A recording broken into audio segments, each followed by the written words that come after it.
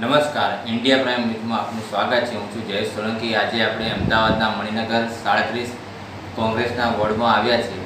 એક મુલાકાત લઈએ ઉમેદવારોની. નમસ્કાર સર, શું નામ આપનું? આવેશ મોહનભાઈ ગબાજી. હું ભૈરવનાથ મંદિરમાં રહું છું. આ મણિનગર વિસ્તારમાં આપ ઉમેદવારી માટે ઊભા રહ્યા છો, તો આપણા મણિનગર વોર્ડના રહેવાસીઓને શું કહેવા માંગો? એ દરમિયાન તો એટલું કહીશ કે મણિનગર ડોર ટુ ડોર પ્રચારમાં અમને ખૂબ જ સરસ રિસ્પોન્સ મળ્યો છે. હરેક સોસાયટી, મણિનગરના હરેક ઘરમાંથી એક જ સવાલ છે. સવાલ અમારો છે ને એમનો એક જ જવાબ છે કે અમે પણ પરિવર્તન ઈચ્છીએ છીએ અને અમે પણ એ જ ઈચ્છીએ છીએ. જનતાનો ખૂબ જ સારો રિસ્પોન્સ રહ્યો છે, તેથી અમારા પણ મનમાં ઘણી જિજ્ઞાસા જાગી છે. વાત જાણે એમ છે કે મણિનગરમાં ઘણી સોસાયટીઓમાં, મોટી સોસાયટીઓમાં ઘણી બધી સમસ્યા છે, નાની ચાલીમાં પણ ઘણી સમસ્યા છે. તો એનું અમે એક ફોલ્ડર બનાવ્યું છે, એક ફાઇલ બનાવી છે.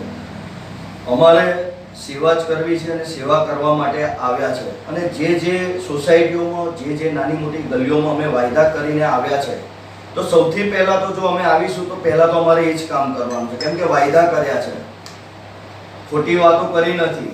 અને ત્યાં પણ અમે કહીને આવ્યા છે કે અમારે કંઈક કરીને બતાવવું છે. આ વખત તમે પંજાને મત આપો.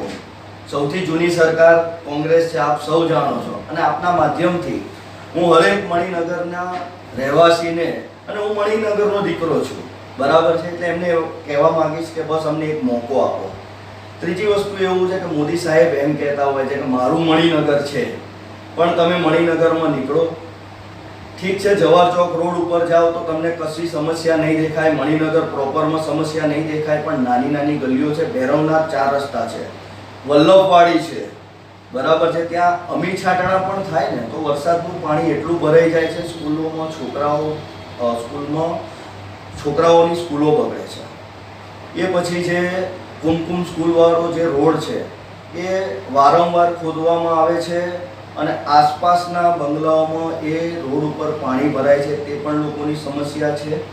અને ઘણું બધું અમે સાંભળ્યું છે અને ઘણું બધું અમારે કરવાનું છે.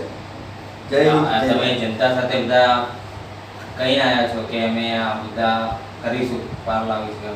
હા, 100% અમારે કરવાનું છે. કોર્પોરેશનના લાગતા વળગતા જે પણ લીગલી કામ હશે એ અમે એમની સાથે ઊભા રહીને છેલ્લે સુધી એમની સાથે લડત આપીશું, એવો અમારો અવાજ છે. અચ્છા, ઉમેદવારીમાં કોઈ એવું ખરું કે તમને કોઈ ડરાવો ધમકાવવાનો કોઈ પ્રયાસ? હા, એ બધી વાત તો હવે અત્યારે કરીને કોઈ મતલબ નથી, પણ નથી થયું એવું તો છે જ નહીં.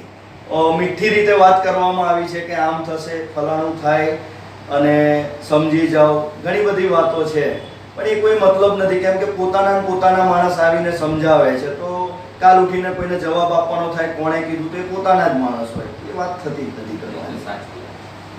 બીજું તો અમે જે પણ બોલ્યા છે એ કરીને બતાવીશું. મણિનગરની જનતાને એટલો જ અમે કહેવા માંગીશું કે અમારી પર વિશ્વાસ અને ભરોસો રાખે, અમારી ચારે પેનલને જંગી બહુમતીથી વિજય બનાવે.